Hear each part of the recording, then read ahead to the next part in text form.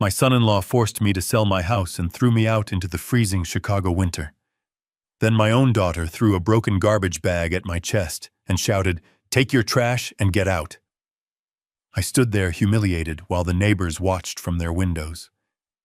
But when I finally opened that bag inside a cheap motel room later that night, I was truly amazed.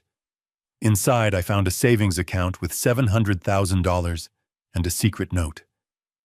What was written inside that note left me shocked and changed everything I thought I knew about my family. Before I tell you what was in that bag and how I got my revenge, please hit the like button if you believe families should treat each other with respect. Subscribe to the channel so you do not miss the next part of my story, and tell me in the comments where you are watching this video from. It makes this old man very happy to know I have friends listening from all over the world. My name is Harold Bennett, but everyone calls me Hal. I am 75 years old, and I have lived in the suburbs of Chicago my entire life. I worked as a general contractor for 45 years, building homes for other families, while saving every penny to build a life for my own. I thought I had done everything right. I worked hard, I paid my taxes, and I raised my daughter Emily to be a good person. But standing there on that driveway with the November sleet hitting my face, I realized that somewhere along the line I must have made a terrible mistake. It started 10 minutes earlier. The sound of my vintage leather suitcase hitting the wet pavement echoed like a gunshot in the quiet cul-de-sac. That suitcase had traveled with me for 40 years. It had been to Florida for family vacations and to the hospital when my wife Martha passed away 2 years ago. Now it was lying face down in a puddle of freezing slush in the driveway of the house I built with my own 2 hands. Greg Pearson stood in the doorway, blocking the warmth coming from inside. My son-in-law. He was wearing a cashmere sweater that probably cost more than my monthly Social Security check, and his face was twisted into a sneer that made my stomach turn. He looked at me like I was a stain on his expensive rug, not the man who had welcomed him into the family 10 years ago. "You are out of time, Harold," Greg said, his voice cold and devoid of any emotion. "The bank is coming on Monday. This house has been foreclosed on. You need to leave before the sheriff comes to drag you out." Foreclosed. The word hit me harder than the cold wind. That house in Naperville was my pride and joy. It was a 4-bedroom colonial with a wraparound porch that I laid the foundation for myself back in 1985. When Martha died 3 years ago, I was lost in grief. Greg had come to me with papers talking about tax optimization and asset management. He said he was a real estate genius and that he would take care of the burden of ownership so I could just enjoy my retirement. I trusted him. I signed the papers. I thought I was signing over management rights, but evidently I had signed away my life. I swallowed my pride. It tasted like bile in the back of my throat. My hands were shaking partly from the cold and partly from the sheer terror of being homeless at 75. "Greg, please," I said, my voice cracking. "It is 20 degrees out here. It is going to snow tonight. Just let me stay in the garage. I will leave in the morning. I just need one night to figure things out." Greg laughed. It was a dry, cruel sound. "There is no garage for you anymore, Harold. You are a liability. We cannot have you hanging around when the appraisers come. You are bad for property value." He checked his gold watch as if I was boring him, as if destroying a man's life was just a tedious appointment in his busy schedule. I looked past him into the hallway, hoping to see Emily. My daughter. My little girl. She was the one person in this world who was supposed to love me unconditionally. I had paid for her college. I had walked her down the aisle. When Greg started his real estate business, I was the one who gave them the seed money. Then I saw her. Emily stepped out from the kitchen into the hallway. She was wearing a heavy coat, and her face was pale. For a second, I felt a wave of relief wash over me. I thought she was coming to stop this madness. I thought she was going to tell Greg to step aside and let her father back into his home. "Emily." I called out, taking a step toward the porch. "Honey, please talk to him." She did not look at Greg. She looked straight at me, and her eyes were wide and wild. In her hands she was clutching a large black heavy-duty trash bag. It looked full and heavy, and there was a rip in the side where some gray fabric was poking out. She walked past Greg and stood on the edge of the porch. The steps I had sanded and stained myself were slippery with ice. She looked down at me, and for a moment I saw something in her eyes that looked like tears, but then her expression hardened into a mask of pure fury. "Take your trash!" she screamed. Her voice was so loud it caused a dog to bark 2 houses down. She hauled the bag back and threw it with all her strength. It was heavy. It hit me square in the chest, knocking the wind out of me. I stumbled back, my heels catching on the wet pavement, and I nearly fell. I caught the bag, instinctively clutching it to my chest to keep my balance. It smelled old and dusty like the attic. "Take your garbage and get out," she yelled again, her voice breaking into a shriek. "Don't you ever come back here. Don't call us. Don't write to us. Just disappear, Harold.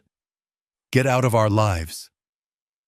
The silence that followed was deafening. The only sound was the wet slap of the sleet hitting the asphalt and the heavy breathing of my own chest. I looked at her stunned. This was the girl I used to read bedtime stories to. This was the woman who held my hand at her mother's funeral and promised we would take care of each other. Now she was looking at me with what looked like pure hatred. Greg put his arm around her shoulders, smirking. "You heard her, Harold. Get lost." He slammed the front door shut. The sound was final. The deadbolt clicked into place. Then the porch light flickered and went out, leaving me standing in the gray gloom of a winter afternoon. I stood there for a long time. The cold was seeping through my thin jacket, settling into my bones. My knees, which had been bothering me for years, started to throb. I looked down at the trash bag in my arms. Through the rip in the side, I could see the fabric of one of Martha's old gardening shirts. It was covered in dirt. They had thrown my wife's clothes at me. They had packed up the memories of her and thrown them at me like refuse. I looked up at the house next door. Mrs. Higgins was watching through her blinds. She had lived next to us for 20 years. She knew me. She knew Martha. But she didn't come out. She let the blinds snap shut, turning her back on the spectacle. I felt a shame so deep it burned hotter than the cold. I was a man who had built a life on dignity. I paid my bills on time. I held doors open for strangers. I tipped the waitress even when the coffee was cold. And now I was a 75-year-old man standing in the rain with a trash bag and a suitcase kicked to the curb by his own flesh and blood. I bent down my joints, creaking in protest, and picked up the handle of my wet suitcase. It was heavy, but the burden in my heart was heavier. I adjusted the trash bag under my other arm. I should have left it there. I should have left the trash on their lawn as a final statement. But seeing Martha's old shirt poking out, I couldn't do it. I couldn't leave her things in the mud, even if my daughter had discarded them. I turned around and started walking down the driveway. Every step was a struggle. The icy slush soaked through my shoes, instantly numbing my toes. I walked past the mailbox I had installed last summer. I walked past the oak tree I had planted when Emily was 5 years old. I remembered holding her up so she could touch the lowest branch. Now that tree towered over the street, its bare branches scratching at the gray sky. I reached the sidewalk and turned left toward Washington Street. The wind picked up, blowing snow into my eyes. I kept my head down. I didn't want anyone to see me. I didn't want anyone to recognize Hal, the contractor, looking like a vagrant. My mind was racing, trying to make sense of what had just happened. How could Greg have foreclosed on the house? It was paid off. I had paid the mortgage off 10 years ago. The house was worth $850,000 in today's market. Where did the money go? And Emily? My sweet Emily. How could she stand there and watch him do this? How could she throw this bag at me with such venom? I walked for what felt like miles, but was probably only 10 blocks. My destination was the bus stop near the old strip mall. My car was gone. Greg had sold it 2 weeks ago, claiming the transmission was shot, and it wasn't worth fixing. He said he would buy me a new one, but that never happened. Another lie in a long list of lies I was just now beginning to see. I finally reached the bus shelter. It was a plexiglass box covered in graffiti that offered little protection from the wind. I collapsed onto the metal bench, my chest heaving. I was shivering violently now. I set the trash bag down on the wet concrete next to me. I looked at it with disgust. My daughter had called me trash. She had thrown this at me to hurt me, to humiliate me. I reached into my back pocket and pulled out my wallet. My hands were shaking so badly I could barely open it. I needed to know what I had. I needed to take stock of my life. I counted the bills, 2 20s and 2 1s, $42. That was it. That was my entire net worth. I had worked for 50 years. I had built schools and churches and homes. I had saved hundreds of thousands of dollars for retirement. And now I had $42 and a bag of old clothes. I checked my bank app on my phone with freezing fingers. Account frozen. Contact branch. The message stared back at me in bright red letters. Greg must have done something.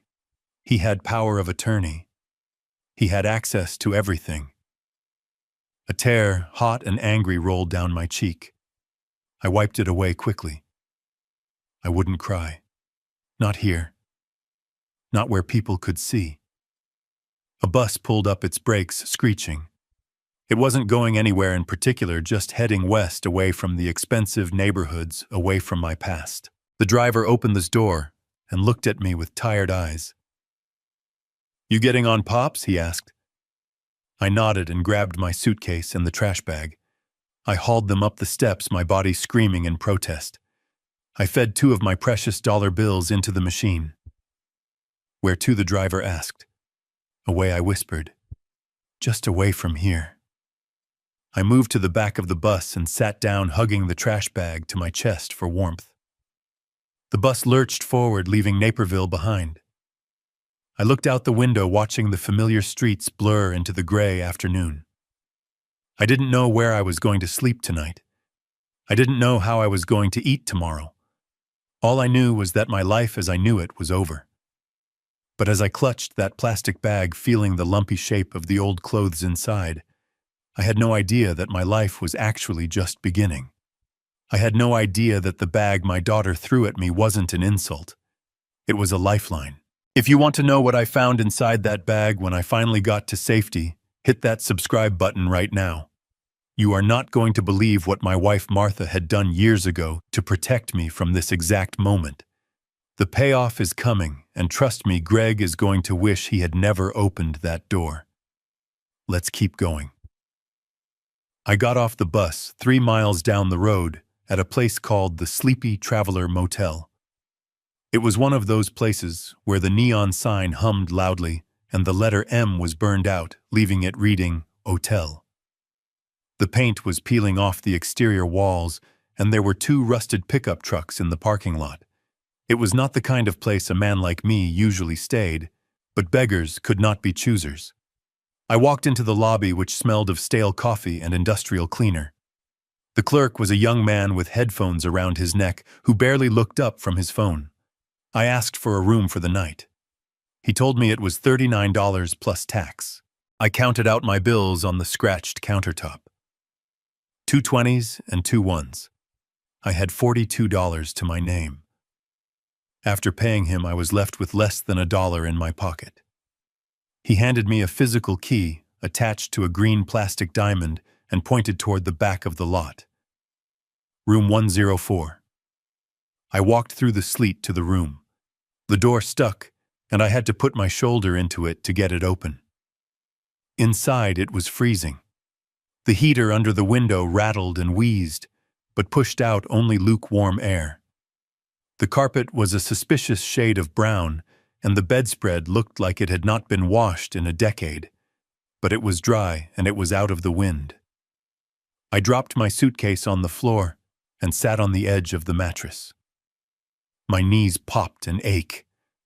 I stared at the black trash bag I was still clutching in my left hand. I hated that bag. It was a symbol of my humiliation. My daughter Emily had thrown it at me like I was nothing, like I was the garbage. I felt a surge of anger rise in my chest. I wanted to open the door and hurl the bag into the dumpster outside. I did not want her pity trash. I did not want her cast-offs. I stood up and grabbed the plastic knot, intending to do exactly that. But as I lifted it, the weight surprised me again. It was heavy, heavier than old clothes should be. And then the cold hit me. The motel room was barely 50 degrees. I was shivering in my thin jacket. My pride was screaming at me to throw it away, but my survival instinct was whispering that I needed warmth. If there was a sweater in there or a coat, I needed it. I sat back down and untied the knot. The plastic tore easily. I reached in and pulled out the first item. It was a wool cardigan. I froze. It was gray with pearl buttons. It belonged to Martha, my late wife. I brought it to my face and inhaled. It still smelled faintly of lavender and the potting soil she used in her garden. I pulled out another item, a pair of gardening trousers stained at the knees, then a flannel shirt she used to wear on Sunday mornings. My throat tightened. Emily had not just thrown random clothes at me. She had thrown her mother's clothes. Why would she do that? Why would she be so cruel as to taunt me with the memory of the woman we both loved? I dug deeper, looking for something that might fit me. The bag was packed tight. As I reached the bottom, my fingers brushed against something hard and rectangular. It was not fabric. It felt like cardboard, but it was rigid. I pushed the clothes aside and peered into the bottom of the sack. Taped securely to the bottom of the bag with layers of silver duct tape was a shoebox. It looked like an old box for work boots, battered and worn. I frowned. Why would Emily tape a shoebox to the bottom of a trash bag full of her dead mother's clothes? I reached in and tried to pull it out, but the tape was thick. I had to use my fingernails to peel back the edges, fighting with the adhesive. It took me 5 minutes of struggling, my breath misting in the cold air before I finally ripped the box free. I set the box on the bedspread. It was heavy. I peeled off the remaining tape that held the lid down. My heart was beating a little faster now, though I did not know why. Maybe it was just curiosity. Maybe it was the strange feeling that I was missing something important. I lifted the lid. The first thing I saw was money. Stacks of it. Not neat bank-wrapped stacks, but bundles of bills held together with rubber bands. 10s, 20s, 50s. Old bills. Worn bills. The kind of money you get from garage sales or selling things for cash. I stared at it, my mouth hanging open. I reached out and touched a stack of 20s. It was real. I quickly counted one bundle. $500. There were dozens of bundles. I did a quick mental calculation. There had to be at least $20,000 here in loose cash. My hands started to shake uncontrollably. Where did Emily get this? Why did she give it to me? And why did she throw it at me in a trash bag while screaming at me to get out? I set the cash aside on the bed. Underneath the money was a small blue book. I recognized it immediately. It was a passbook savings account, the kind banks hardly used anymore. I opened it. The name on the account was Harold Bennett. My name. But I had never opened an account at the Delaware Trust Bank. I flipped to the last entry. The date was 3 years ago, just a week before Martha died. The final balance was $700,000. I gasped aloud, the sound echoing in the empty room. $700,000. I sat there staring at the numbers, unable to comprehend what I was seeing. $700,000 plus the $20,000 in cash on the bed. This was a fortune. This was more money than I had ever seen in one place. Flashbacks hit me like physical blows. I remembered Martha sitting at the kitchen table late at night, selling her antique finds on the internet. I remembered her telling me she was putting a little aside for a rainy day. I remembered her warning me about Greg.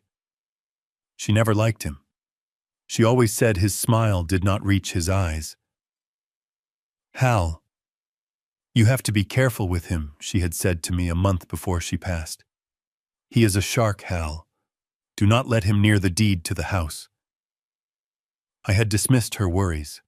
I told her Greg was family. I told her he was a businessman. Then I remembered 3 years ago sitting in the study with Greg. He had poured me a glass of expensive scotch. The papers were spread out on the desk. It is just a formality, Hal, he had said, smoothing his silk tie. It is a power of attorney for tax purposes. It lets me handle the property taxes and the maintenance bills, so you do not have to worry about the paperwork. You just grieve, Hal. Let me take care of the burden. I had signed. I had signed everything he put in front of me because I was drowning in sorrow, and he offered me a life raft. I did not read the fine print. I did not see that I was signing over the deed, signing over total control of my assets, granting him the power to sell everything I owned. I had been a fool, an old trusting fool. I looked back into the box. There was one more thing, a piece of paper folded into a small square. It looked like the back of an electric bill. I unfolded it. The writing was scrawled in bright red lipstick, smudged in places as if it had been written in a hurry in a bathroom or a closet. I recognized the handwriting immediately. It was Emily's. Dad, the note read. Do not trust anything you saw today. Greg has bugs in the house. He has cameras in the living room. He knows everything we say. I read the line again, my skin crawling. Bugs, cameras, in my own home. The note continued. He thinks you are broke. He thinks he has won. But he does not know about this account. Mom set this up 10 years ago. She made me promise to keep it a secret until you really needed it. She knew Dad. She knew he would try to take everything. I felt a tear slide down my nose and drop onto the paper. Martha. My wise, brilliant Martha. Even from the grave, she was protecting me. I kept reading. Greg is in trouble, Dad. Bad trouble. He owes money to dangerous people. He sold the house to pay a gambling debt, but it is not enough. He is planning to have you declared incompetent on Monday. He has the papers drawn up to send you to the state asylum in Joliet. He wants the life insurance policy he took out on you. The state asylum. The words chilled me more than the freezing room. It was a warehouse for the forgotten, a place where people went to die. Greg was going to lock me away and wait for me to die so he could cash in. The final lines of the note were written with such force the lipstick had broken off, leaving a smear of red wax on the paper. This money is yours. It is untraceable. He does not know it exists. Do not call me. He checks my phone records. Take this and hire the meanest lawyer you can find. Destroy him, Dad. Take him down. I love you. I lowered the paper. The silence in the motel room felt different now. It was no longer the silence of despair. It was the silence of a calm before a storm. I thought about Emily on the porch, the way she screamed at me, the way her eyes looked wild. She was putting on a show. She knew Greg was watching. She knew he was listening. She had to make it look real. She had to throw me out to save me. She threw the trash bag because it was the only way to get the money out of the house without Greg suspecting. Who checks a bag of old garbage? My daughter had not betrayed me. She was fighting for me. She was trapped in that house with a monster playing a dangerous game to keep me safe. I looked at the cash on the bed. I looked at the passbook.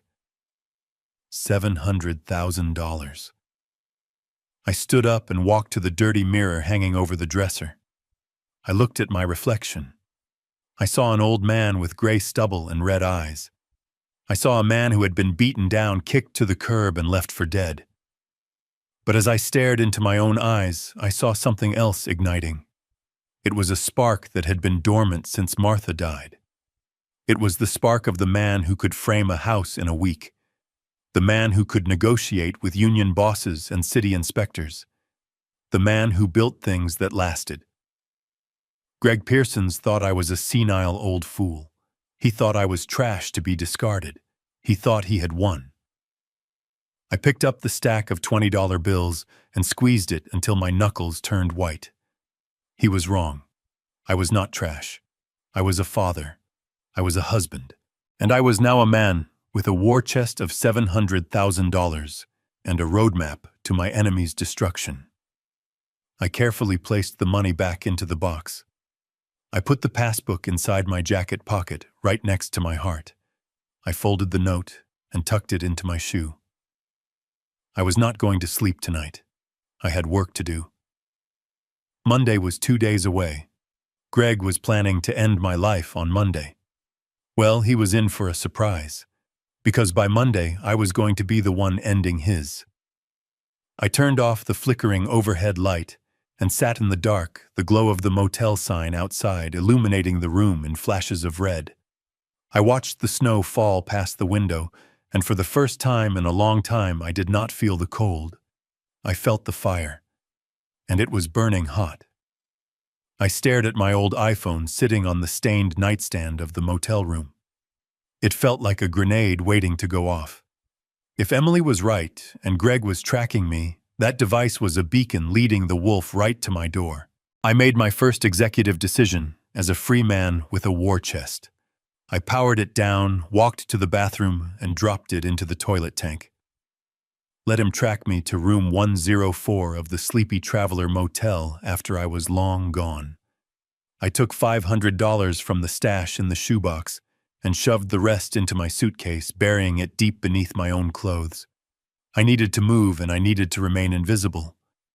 I walked a mile in the biting wind to a 24-hour Walmart. I bought a prepaid burner phone, the kind drug dealers use in movies, and a map of Illinois.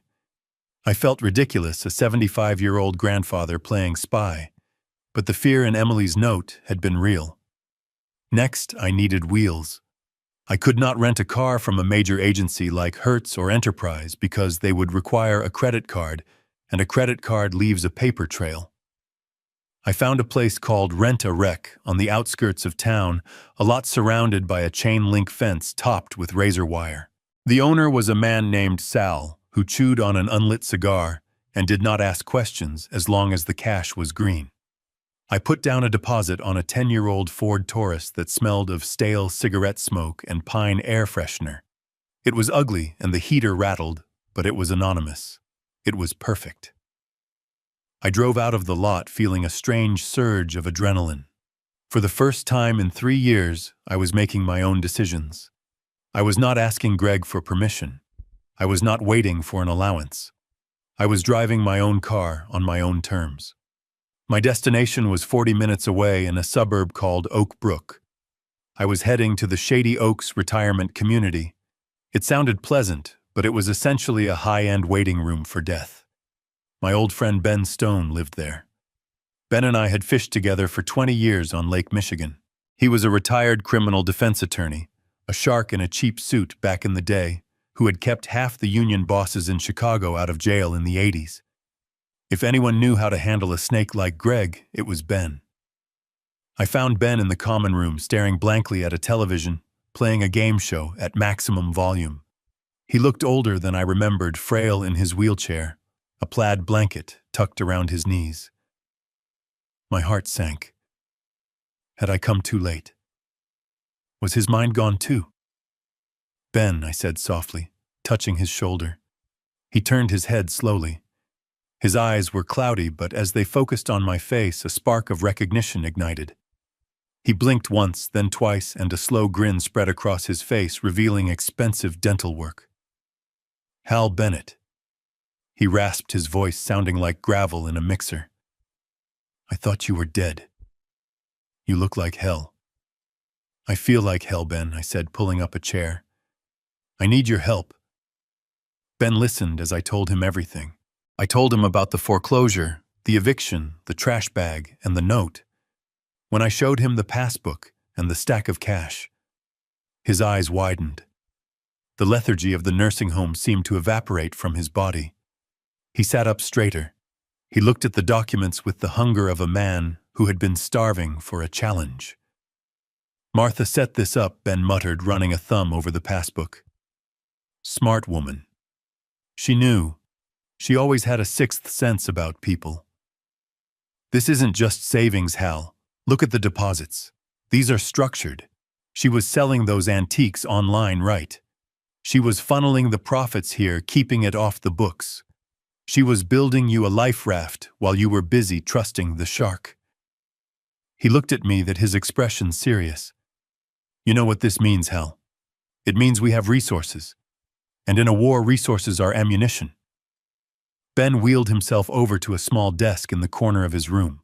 He pulled out a laptop that looked surprisingly modern for a man in a nursing home.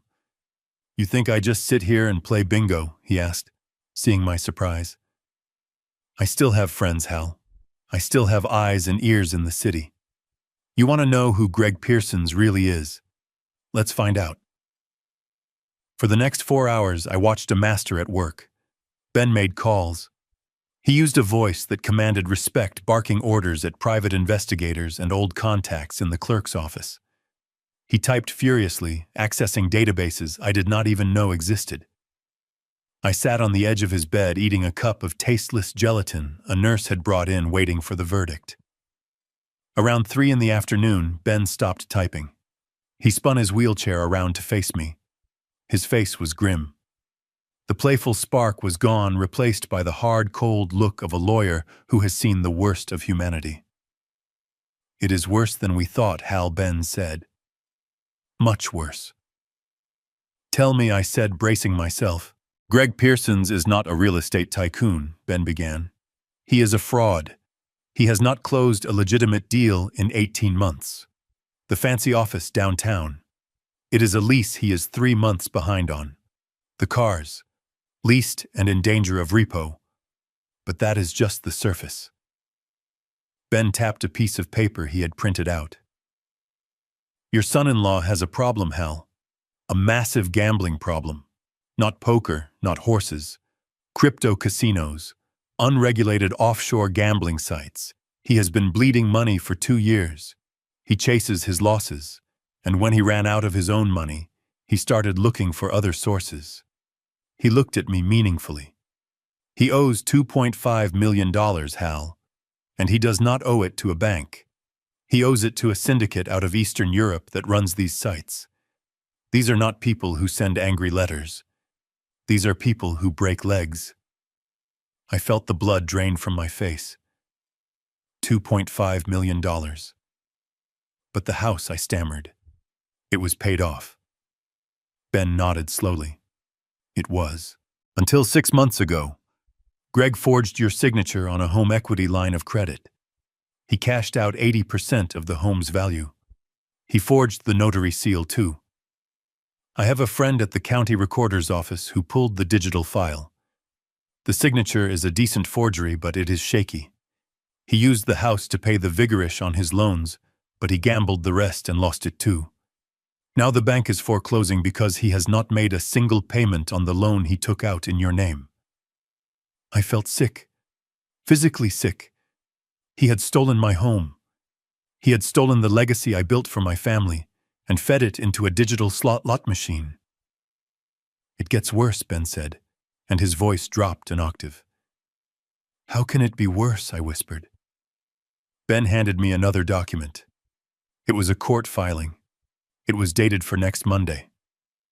"He is running out of time, Hal. The loan sharks are squeezing him. The bank is taking the house. He needs a big payout, and he needs it fast. He took out a life insurance policy on you last year. A big one. $2 million. I stared at him, horror washing over me. "He wants me dead." "Not yet," Ben said. "That would be too messy. Too many questions. No, his plan is more elegant and more cruel. He has filed an emergency petition for guardianship. He claims you have advanced dementia. He claims you are a danger to yourself. He has a doctor on his payroll who signed an affidavit stating you are mentally incompetent. I looked at the paper. In the matter of Harold Bennett. Petition for involuntary commitment. The hearing is Monday morning, Ben said. If he wins, he gets total control over your person. He can put you in a state facility, the cheapest one he can find. He can medicate you until you really do lose your mind. And then when you conveniently pass away from natural causes in 6 months or a year, he cashes the policy and pays off his debts. The room spun. My own son-in-law. The man who ate at my table. The man who called me dad. He was not just stealing from me. He was erasing me. He was planning to lock me in a dark room and wait for me to die. That is why he threw you out. Ben continued. He needed to create a narrative. A confused old man wandering the streets. If the police had picked you up last night looking like a vagrant, it would have been proof for his case. Look, Your Honor, he is homeless. He is confused. He does not know where he is. I stood up, my hands balling into fists. The rage I felt was so intense it was blinding. I wanted to drive back to Naperville and tear him apart with my bare hands. Sit down, Hal. Ben barked the command, sharp and authoritative. I looked at him. You cannot beat him with fists, Ben said. He is younger than you and he is desperate. If you touch him, you go to jail and he wins. We have to beat him at his own game. We have to beat him in the courtroom and we have to beat him on the street. What do we do? I asked, my voice trembling with fury. Ben smiled again, but this time it was a shark's smile. A smile that promised blood. First, we need evidence. Hard, undeniable evidence. We need the original documents he forged. We need his ledger. We need proof of the gambling debts. And we need it before Monday morning. But his office is locked, I said. He has security. Ben chuckled. He is a gambler, Hal. Gamblers are sloppy. And you are a contractor. You know how buildings work. You know how to get into places people think are secure. Ben reached into his nightstand and pulled out a bottle of whiskey. He poured 2 shots into plastic cups. You are going to go undercover, Hal. You are going to walk right into the lion's den and you are going to steal the evidence that sends him to prison for 20 years. I looked at the old lawyer, my friend. I looked at the file on his lap that detailed the destruction of my life. I picked up the plastic cup. Monday is in 3 days, Ben said, raising his glass. Let's get to work. We drank. The whiskey burned going down, but it felt good. It felt like fuel. Greg Pearsons wanted to declare me incompetent. He wanted to say I was a confused old man. He was about to find out just how sharp this old man could be. I stood in the alley behind the hardware store, pulling the zipper of the gray coveralls up to my chin. The nylon fabric scratched against my neck. I looked at my reflection in the side mirror of the rusted Ford Taurus I had rented. I barely recognized the man staring back at me. I was wearing a faded blue cap, pulled low over my eyes, and a pair of heavy work boots I had bought at the thrift store an hour ago. In my hand, I held a plastic spray bottle filled with blue window cleaner and a rag that had seen better days. I looked exactly like what I was pretending to be. Invisible. A janitor. A nobody. Ben had sourced the uniform from a contact of his, a guy who ran a cleaning crew for the downtown high-rises. Ben told me the schedule. The regular cleaning crew for Greg's building took their lunch break between 12 and 1. That was my window. 60 minutes to break into my son-in-law's office, steal the evidence that would save my life, and get out before anyone realized I was not supposed to be there. I drove the Taurus into the city, my hands gripping the wheel so tight my knuckles turned white. I had built skyscrapers in this city. I had walked beams 50 stories up in the air when I was a young man. I had never been afraid of heights or hard work. But this terrified me. If I got caught, Greg would have everything he needed. He would call the police. He would tell them his senile father-in-law had finally snapped. He would have me committed by sunset.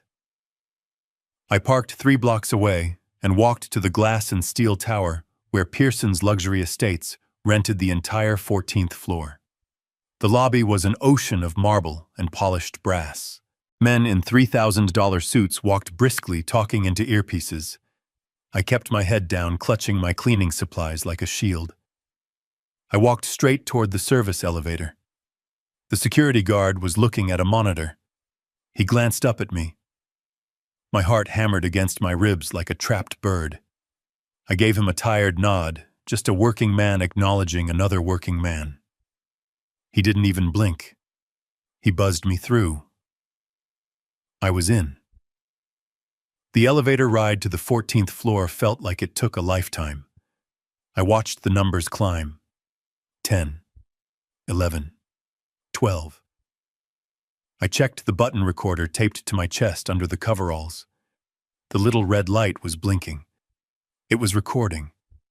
The doors opened. The office was quiet. The reception desk was empty. Ben was right. Greg liked to take long lunches at the steakhouse down the street to project an image of success. His receptionist usually took her break in the break room at the back. I walked quickly across the plush carpet, my work boots silent. I went straight to Greg's corner office. The door was unlocked. Arrogance. He thought he was untouchable. He thought he was smarter than everyone else. I slipped inside and closed the door softly behind me. The office smelled of leather and expensive cologne, the same scent that had made me nauseous when he kicked me out of my own house. I didn't waste time looking at the view. I went straight to the trash can. It was a sleek stainless steel bin under his mahogany desk. I peered inside. It wasn't empty. There was a pile of shredded paper, cross-cut shreds. I reached in and grabbed a handful. I could see fragments of text. A notary seal cut in half. A signature that looked like mine sliced into ribbons. He had been practicing. He had been destroying the drafts of the forged documents. I pulled a large Ziploc bag from my pocket and stuffed the shredded paper inside. Ben knew a guy who could reassemble documents like this. It would take time, but we had the pieces. Next was the computer. I sat in Greg's leather chair. It felt wrong. It felt like sitting on a throne of lies. I woke the screen. Password required. I pulled out the burner phone. Ben was on the other end, waiting. "I am in, Ben," I whispered. "I need the password." "Try Big Dog 88. Ben rasped in my ear. "He uses it for his fantasy football leagues." I typed it in. "Access denied." "Try Winner 2024, Ben said. Denied. My palms were sweating inside the rubber gloves. The clock on the wall ticked loudly. I had been in there for 10 minutes. It felt like 10 hours. "Think," Hal Ben said. "He is a narcissist. What does he love?" "He loves money," I said. "Try millionaire." Denied. I looked around the desk. There was a framed photo of Emily. She was smiling, unaware that her husband was a monster. "Try Emily Tucked," I said, feeling a wave of sickness. I typed it in. The screen unlocked. I felt a surge of rage so hot it almost blinded me. He used my daughter's name as the key to the machine he was using to destroy her inheritance. I pulled out the USB drive Ben had given me. It was loaded with a script that would automatically copy the browser history, the downloads folder, and the accounting software files. I plugged it in. A progress bar appeared on the screen. Downloading. 20%. I tapped my foot nervously.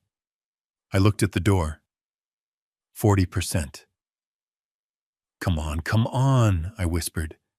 60%. Then I heard it. The ding of the elevator down the hall. I froze. Click, click, click. High heels on marble. Someone was coming back early. It wasn't the heavy tread of a man. It was lighter. The receptionist. Or maybe Emily. I looked at the screen. 80%. The footsteps were getting closer. They stopped at the reception desk. I heard the sound of mail being sorted. Then the footsteps started again, coming down the hallway toward the executive suites. 95%. I yanked the USB drive out just as the screen flashed, complete. I shoved it into my pocket. I grabbed my spray bottle. I looked for a place to hide. The desk was open underneath no cover. The curtains were sheer. The door handle to the office began to turn. I dove toward the closet in the corner. I pulled the door shut just as the main office door opened. I was in pitch blackness, squeezed between Greg's golf clubs and a row of winter coats. I held my breath, pressing my hand over my mouth to stifle the sound of my own terror. "Hello," a voice called out. It was a woman's voice. The receptionist. "Mr. Pearsons, are you back?" Silence. She walked into the room. I could hear her putting something on the desk. Probably the mail. She paused. I prayed she wouldn't notice the chair was slightly turned or the monitor was warm. Then the phone on the desk rang. It was a jarring sound in the quiet room. She didn't answer it. She walked out, closing the door behind her.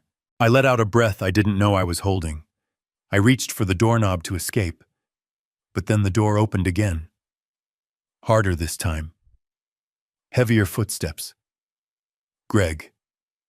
He was back. He must have come up the back way, or I missed him in the hallway. I shrank back into the coats. I was trapped. If he opened this closet, he would find me. And if he found me here, dressed like a janitor, with his stolen data in my pocket, there would be no talking my way out of it. I heard him pacing the room. He was breathing hard. He sounded like a cornered animal. He picked up the phone and dialed. I fumbled for the button on my recorder, making sure it was still running. "Pick up, pick up, pick up," he muttered. Then he started talking. His voice was loud, shaky, desperate. "Tony, look, I know I am late. I know. Please just listen to me." Silence as he listened to the person on the other end. No, please do not send anyone to the house. Emily is there. She knows nothing about this. This is between you and me." My blood ran cold. He was talking to the loan sharks. The people Ben said broke legs. "I have the solution," Greg said, his voice rising in panic. "It is done. I have a buyer for the house. Yes, the Naperville house. We are closing Friday morning." "Friday? That was 2 days away." "Yes, I know it is worth $850, but I am selling it for $600. A quick sale. House flippers. They are bringing a cashier's check. I will have your money by noon on Friday. I swear, Tony. Just call off your dogs." He was selling my home, the home I built for pennies on the dollar to save his own skin. He was throwing away $250,000 in equity just to get cash fast.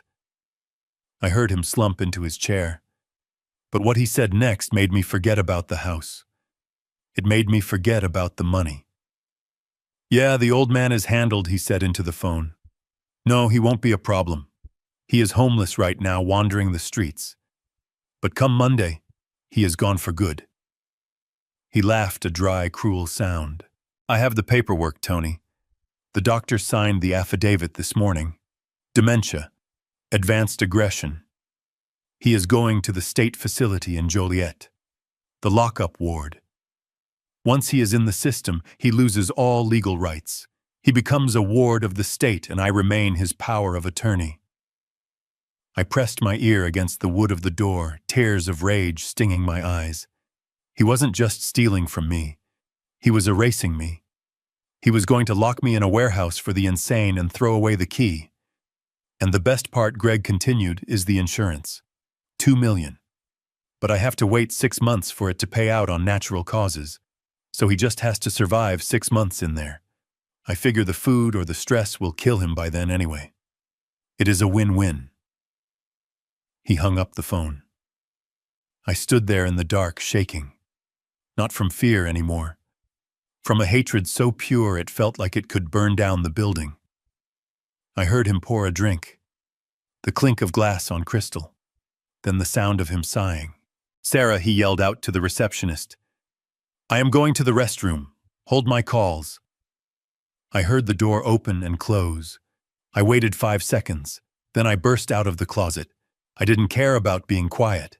I didn't care about the janitor act. I ran. I ran out the side door of the office into the fire escape stairwell. I didn't wait for the elevator.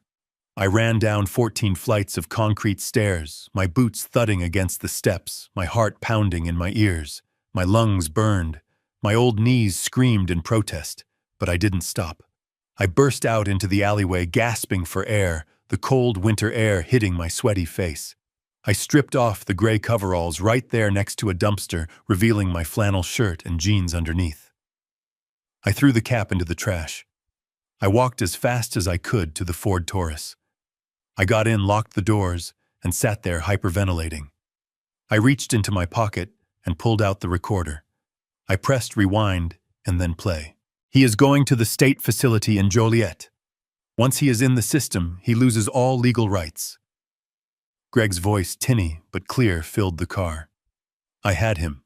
I had his confession. I had the proof of the gambling debts. I had the proof of the fraud. But I also had a deadline. Friday. Today was Wednesday. Greg was selling my house on Friday morning. He was going to hand over the deed to some flipper for a quick payout. If that sale went through, I would lose the house forever. And even if I sent Greg to jail later, the house would be gone sold to a third party who bought it legally. I looked at the dashboard clock. It was 1:30 in the afternoon. I had less than 48 hours to stop him. I started the car. I wasn't going back to the motel. I was going back to Ben. We had the evidence. Now we needed a plan to spring the trap. Greg Pearsons thought he was selling a house on Friday. He thought he was buying his freedom. But he was about to sell his soul, and I was going to be the one to collect. I sat in the plastic chair in Ben's room at the nursing home, staring at the wall clock as the second hand swept past the 12. It was 1:30 in the afternoon on Wednesday. My hands were still trembling slightly from the adrenaline of the break-in, but my mind was racing with a new problem. We had the evidence and we knew Greg's timeline, but Emily was still in the dark. She was stuck in that house with a desperate man who was spiraling out of control. She needed to know I was safe. She needed to know I had found the money. And most importantly, she needed to know that the cavalry was coming on Friday. I could not call her. Ben had confirmed that Greg monitored the outgoing calls on the landline, and Emily's cell phone was on a family plan that he controlled. If I sent a text, he would see it. If I called, he would hear it. I needed a way to get a message into that fortress without tripping the alarms. I needed something analog in a digital world. I looked at Ben, who was busy decrypting the files I had stolen from Greg's computer. "Ben," I said, "I need to order a pizza." Ben stopped typing and looked at me over his reading glasses. "We are in the middle of a war council. Harold and you are thinking about lunch. The cafeteria serves meatloaf in 20 minutes. "Not for us," I said, standing up and pacing the small room. "For Emily." I explained the plan. Back when Emily was a teenager and Greg first started coming around for dinner, there was always an argument about pizza toppings. Greg was a purist. He wanted meat lovers or plain cheese. He was arrogant about it, calling anything else garbage. But Emily and I had a secret favorite: pepperoni and pineapple, the combination of salty and sweet. Greg hated it. He hated the smell of it. He refused to be in the room when we ate it. He called it the trash pizza. If a pepperoni and pineapple pizza showed up at the house at 2 in the afternoon on a Wednesday, Greg would not touch it. He would be disgusted. He would retreat to his office or go out to the patio. But Emily would know. She would know instantly that it came from me. Ben nodded slowly, a smile creeping across his face. "It is a Trojan horse. I like it." I used the burner phone to call a local pizzeria in Naperville. I placed the order for delivery. A large pepperoni and pineapple. Name on the order, the girl asked. Put it under Hal, I said. And I need you to write a special instruction on the inside of the box lid. Can you do that? Sure, what does it say? Write this exactly. I said, my voice steady. The trash truck is coming on Friday. I paid with the debit card linked to the new burner account we had set up. Then we waited. The next hour was agony. I paced the length of Ben's room until the nurse looked in to check if everything was okay. I imagined the delivery driver pulling up to the house. I imagined the doorbell ringing. Greg was home, I knew that from the audio bug. He was likely pacing the floor, anxious about the Friday sale. At 2:45, Ben's computer pinged.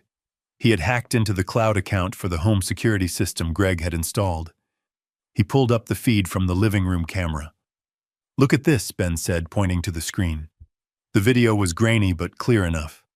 I saw Greg standing in the foyer holding a pizza box like it was radioactive waste. He was yelling something, but there was no audio on this feed. He shoved the box toward Emily, who was standing by the stairs. She took it, looking confused. Then she opened the lid. I leaned in closer to the screen, holding my breath. I saw her pause. She stared at the inside of the lid for a long moment. Then she looked up right at the camera lens, as if she knew I was watching from the other side of the city. She didn't smile. She didn't cry. She just gave a nearly imperceptible nod. She closed the box and turned away, walking into the kitchen. She knows, I whispered, feeling a weight lift off my chest. She got the message. 10 minutes later, the feed showed Greg grabbing his coat and storming out the front door, clearly agitated by the arrival of the pizza he despised. As soon as he was gone, Ben switched windows on his laptop. Check this out, Ben said. He opened a window showing Greg's text messages, which were syncing to the cloud backup we had accessed. A new message had just been sent from Greg to his loan shark contact. My wife is losing it. She is hysterical about the move. She is packing everything up like a maniac. I am going to stay at the office until the closing on Friday. I cannot deal with the noise. I smiled. Emily was playing her part perfectly. By acting erratic and panicked, she was forcing Greg to distance himself. She was making him careless. She was clearing the field for us. Now that the communication lines were open, we had to deal with the main threat. The sale of the house. We cannot just file an injunction, Ben said, swiveling his chair around. Even with the evidence of fraud, a court order to stop the sale could take 48 hours to process. Greg is selling to a flipper on Friday morning. That is less than 36 hours away. If that sale goes through and the flipper registers the deed, getting the house back will take years of litigation. We need to stop the transaction at the source. So we call the police, I said. We send them to the closing. Ben shook his head. Too risky. If Greg sees the cops, he might run. Or worse, he might destroy the originals of the forged documents before we can secure them. We need to cut off his oxygen. We need to take away his reason for selling. His reason is the debt, I said. He owes $2.5 million to the sharks. Exactly, Ben said. And in the world of high-risk lending, debt is a commodity. It can be bought and sold just like a used car. Ben pulled up a file on his screen. It was a dossier on a company called Apex Asset Management. This is the shell company the gambling syndicate uses to hold their bad debts, Ben explained. Legally, they are a collections agency. They hold the paper on Greg's gambling losses. To them, Greg is a toxicity. He is 2 years late. He has 0 assets in his own name. He is a high risk of default. If he goes to prison or flees the country, they get 0. So I asked, trying to follow his logic. So Ben said, leaning forward, his eyes gleaming with the thrill of the hunt.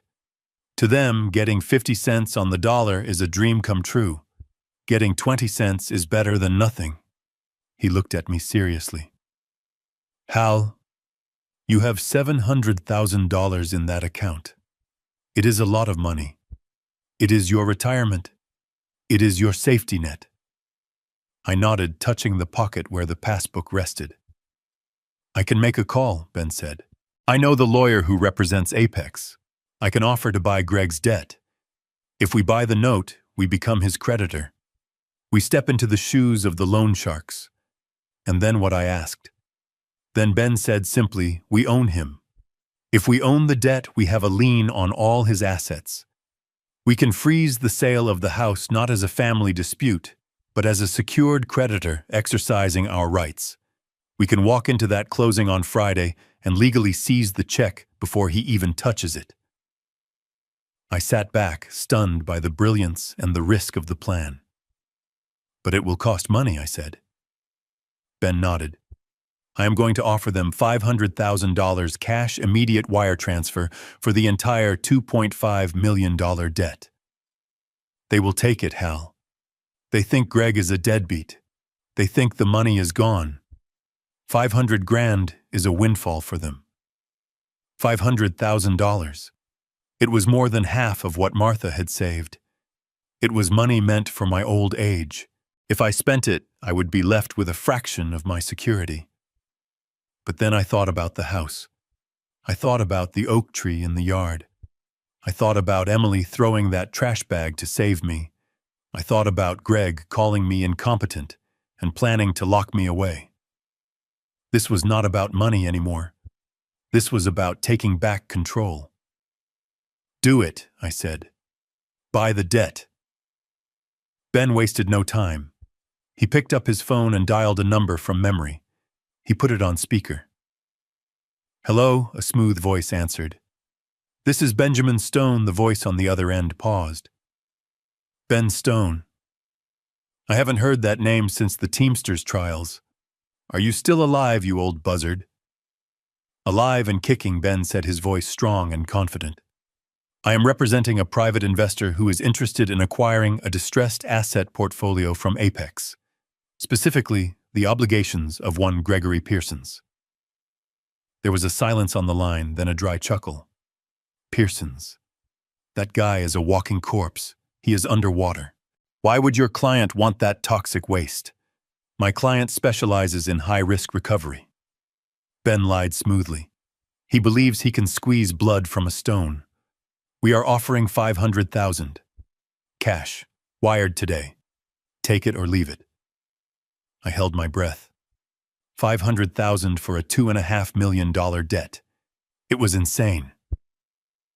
Wait 1 minute, the lawyer said. We waited. The seconds ticked by like hours. I looked at the snow falling outside the window. I prayed to Martha. I asked her to guide us. The lawyer came back on the line. We accept. Wire instructions are being sent to your encrypted email. Once the funds clear, the promissory note and all attached liens are yours. Pleasure doing business with you, Ben. The line went dead. Ben looked at me. It is done. We just need to send the money. We drove to a branch of a major bank in Oak Brook.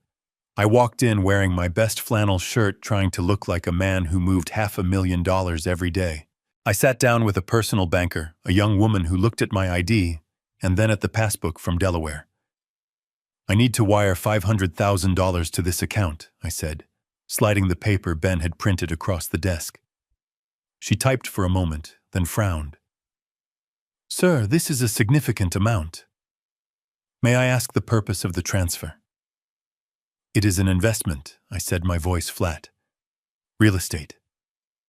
She looked at me for a long moment, then nodded. She tapped a few more keys. I need you to sign here and here. I signed my name, Harold Bennett. With the stroke of a pen, $500,000 of Martha's hard-earned money vanished into the ether. It is done, she said, handing me a receipt. I walked out of the bank feeling lighter and heavier at the same time. I had just spent a fortune, but I had bought something priceless. I walked back to the car where Ben was waiting. We got it, I said. Ben grinned. Congratulations, Hal. You are now the proud owner of a $2.5 million debt. You are officially the shark. I looked at the receipt in my hand. Greg Pearsons thought he was answering to criminals. He thought he was answering to thugs who broke legs. He had no idea that his new master was the old man he had kicked to the curb. Friday was 36 hours away. Greg was going to walk into that closing, expecting a check that would save his life. Instead, he was going to find me. And I was going to collect every single penny he owed me with interest. Friday morning broke with a sky the color of bruised iron, hanging low over the city of Chicago. The wind whipped down the concrete canyons carrying the threat of more snow. But inside the conference room of Miller and Associates Title Company, the air was stiflingly hot. I could feel the tension radiating off my son-in-law Greg Pearsons from the other side of the frosted glass door before I even entered the room. I stood in the hallway, adjusting the cuffs of my new charcoal gray Italian suit. It had cost me $2,000 at a boutique in Oak Brook yesterday afternoon. The tailor had worked overtime to alter it for me, his eyes widening when I pulled out a thick stack of cash from a Ziploc bag. It was the best suit I had ever owned. I looked at my reflection in the glass of a framed art print on the wall. The man staring back was not the shivering vagrant who had been kicked to the curb 3 days ago. This man was clean-shaven, his silver hair combed back with precision, his shoulders squared. This man looked like a CEO. This man looked like power. Next to me, Ben Stone checked his watch. He was wearing his old court suit, a navy pinstripe that had seen better days, but on him it looked like battle armor. He carried a leather briefcase that bulged with the paperwork we had spent the last 24 hours preparing. He gave me a sharp nod. It was time. Inside the conference room, Greg sat at the head of the mahogany table. He was sweating. I could see the sheen of perspiration on his forehead, despite the air conditioning. He kept tapping his expensive fountain pen against the leather pad, a nervous staccato rhythm that betrayed his desperation. Emily sat next to him, looking pale and small. She was twisting a tissue in her hands, playing the part of the distraught wife perfectly. Across from them sat a man in a cheap suit with a predatory smile. The house flipper. The vulture Greg had found to buy my home for pennies on the dollar. The title agent, a woman with tired eyes, pushed a stack of documents toward Greg. "We just need signatures here, here, and here," she said, pointing with a manicured finger. "And then the cashier's check will be released." Greg reached for the papers, his hand shaking slightly. This was it. The moment he had been waiting for. The $600,000 that would save his legs from being broken by the Russian mob. He uncapped his pen. The tip hovered over the signature line. I pushed the door open. It did not slam. It did not bang. It simply swung open with a smooth, heavy click that commanded the attention of everyone in the room. Greg looked up. His eyes went wide. The pen slipped from his fingers and clattered onto the table, rolling across the documents, leaving a streak of black ink. "Dad," he stammered. He blinked rapidly, as if he could not process what he was seeing. He was expecting a homeless man.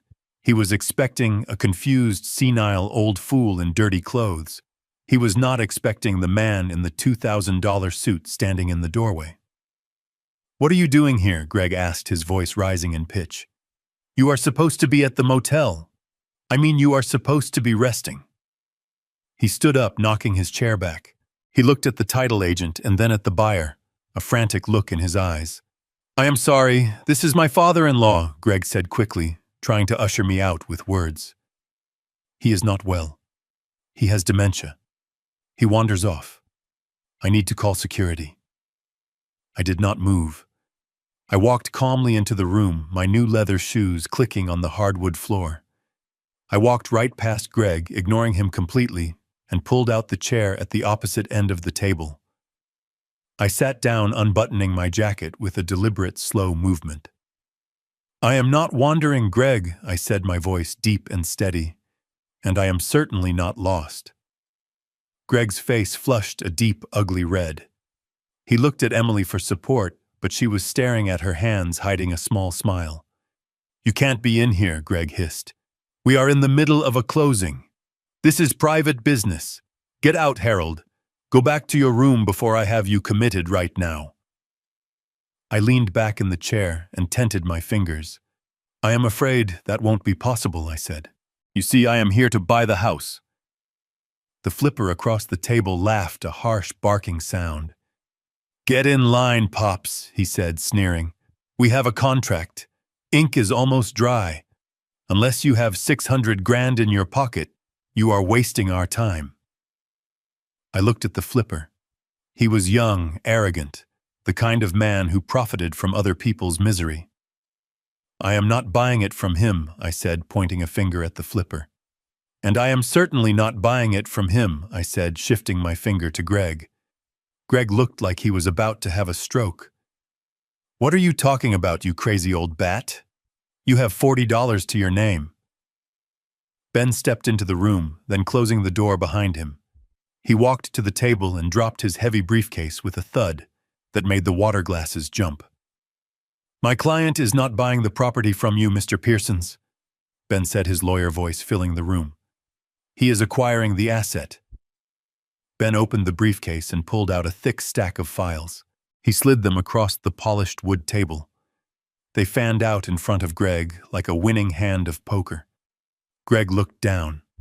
The color drained from his face instantly, leaving him a sickly shade of gray. He recognized the logo on the top file. Apex Asset Management. What is this? Greg whispered. That Ben said is your debt. All of it. The $2.5 million you owe to the gentlemen who run the online casinos. The principal, the interest, the penalties.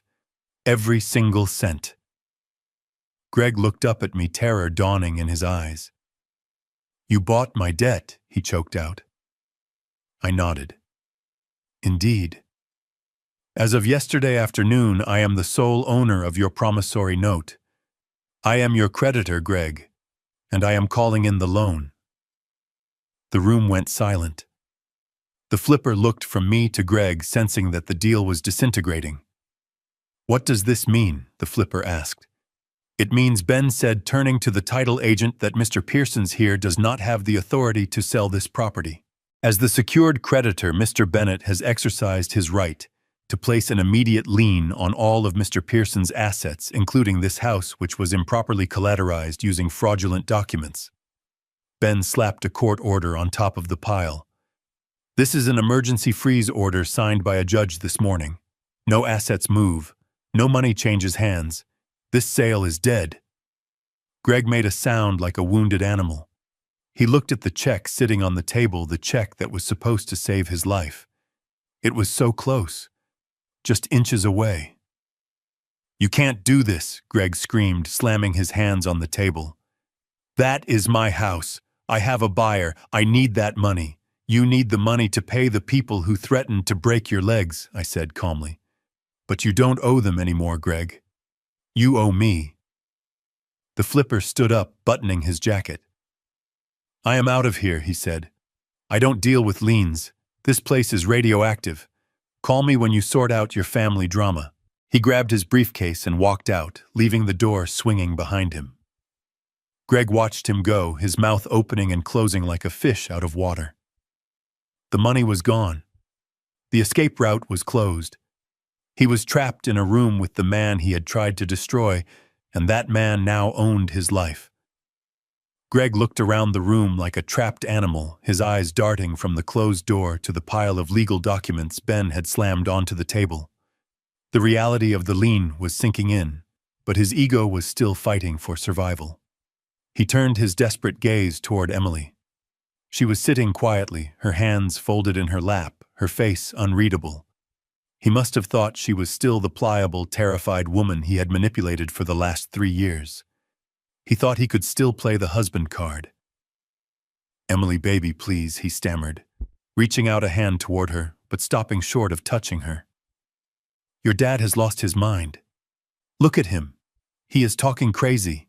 He bought debt. He is hallucinating. You have to say something. Tell these people to back off. Tell them we are selling the house so we can start over. Just you and me. Like we planned. I watched my daughter. For years I had watched her shrink under his influence. I had watched her voice get quieter, her opinions get fewer, her spark get dimmer. I was terrified that she would crack, that the habit of obeying him would be too strong to break. But Emily stood up. She did not do it quickly or angrily. She stood up with a slow, deliberate grace that sucked the air out of the room. She smoothed the front of her dress and looked Greg directly in the eyes. Her face was a mask of cold indifference, a look I had never seen on her before. It was the look of someone who had run out of tears. She reached into her designer handbag, the one Greg had bought her for their anniversary, to show off to his friends. She pulled out a small velvet pouch. Greg's eyes locked onto it, hope flickering in his gaze. Maybe he thought she was offering him an asset, something to pawn, something to trade. She upended the pouch, and a ring slid into her palm. It was her wedding ring, a massive solitaire diamond that sparkled under the fluorescent conference room lights. It was the ring Greg had used to brag about his success, the ring that was supposed to prove his love. Emily held it up, the facets catching the light. "Do you know how I found out, Greg?" she asked, her voice soft, but cutting through the silence like a razor blade. "I took this to the jeweler last week. I wanted to get it resized because I have lost so much weight from the stress you put me through." Greg's face went from gray to a sickly white. He opened his mouth, but no sound came out. "The jeweler laughed at me," Emily continued. "He told me he does not resize costume jewelry. He told me it was cubic zirconia. A good fake, but a fake nonetheless." She took a step closer to him. "You sold my real ring, didn't you? You sold the ring you put on my finger at the altar, and you replaced it with glass. You probably fed the money into one of your crypto slots, hoping to win big. You stole from me while I slept." "Emily, please," Greg whispered, tears leaking from his eyes. "I was going to buy it back. I just needed a lucky streak. I did it for us." "For us," she repeated, her voice dripping with disdain. "There is no us, Greg. There is only you and the lies you tell to keep your house of cards standing." She pulled her arm back and threw the ring. It hit him hard right in the cheekbone, leaving a red mark, before bouncing onto the mahogany table with a hollow plastic sound. "But that is not the worst part," Emily said. Her voice was rising now, gaining strength. "The worst part is that you are not just a thief. You are a fool." Greg rubbed his cheek, looking at her with confusion and fear. "What are you talking about?" he asked. Emily pointed a shaking finger at me. "Do you remember Wednesday, Greg? Do you remember the snow and the sleet? Do you remember standing in the doorway and forcing me to throw my own father out into the cold? Do you remember the trash bag?" Greg frowned. "The trash bag? Yeah. So what? It was garbage. Old clothes." Emily let out a laugh that sounded bordering on hysterical. "It wasn't garbage, Greg. It wasn't trash. That bag was the only thing in that house worth anything." She took a breath, steadying herself. "I didn't throw my father out. I threw him a lifeline. And you were too arrogant to check. You were so busy gloating, so busy feeling powerful, that you didn't even look inside." Greg stared at her, his mouth hanging open. "What was in the bag, Emily?" She smiled a cold, triumphant smile. $700,000. The words hung in the air. Greg froze. His eyes bulged. What he whispered. $700,000, Emily repeated, enunciating every syllable. Mom's savings, cash, a passbook. It was all in the shoebox taped to the bottom. I threw it at him so you wouldn't find it. I threw it at him so he could use it to destroy you. Greg looked at me, then back at Emily. He looked at his hands, as if trying to calculate what that meant. $700,000. It was not enough to pay the whole debt, but it was enough to buy time. It was enough to pay off the most dangerous sharks. It was enough to save his legs, and he had watched it walk down the driveway. He had ordered it off his property. "You threw away $700,000, Greg screamed. The sound tore from his throat like a physical wound. He grabbed his hair, pulling at it.